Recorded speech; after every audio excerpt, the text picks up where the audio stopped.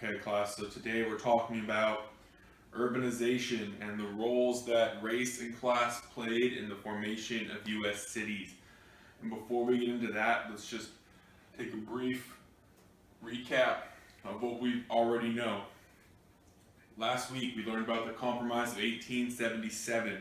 Now who can tell me what happens in the Compromise of 1877?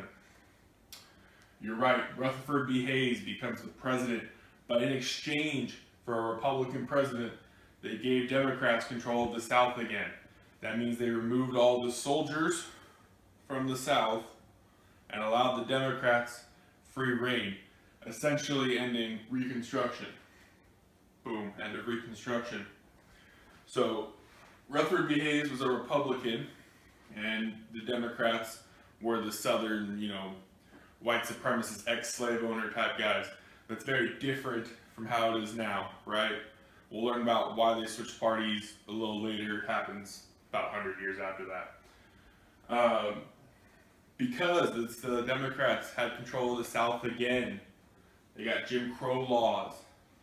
Jim Crow laws is what leads to segregation. It's a problem for like the next 100 years, basically. It's still kind of a problem today.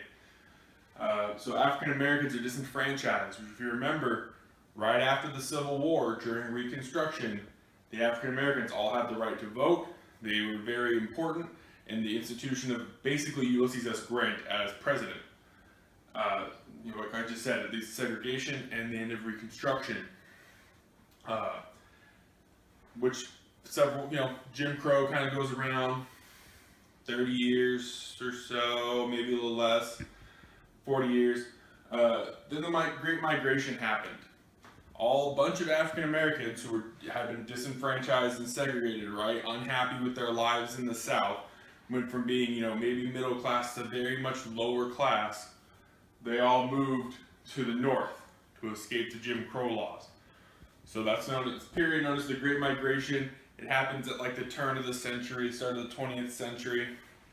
Just in masses and masses and masses of African Americans moved north into the now urbanized cities, right? And that's what we're talking about today.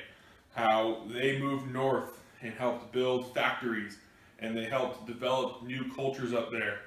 And it drastically changed the outlook of cities. Before that, cities were white working class families, and then this huge influx of African Americans come in and just changes everything.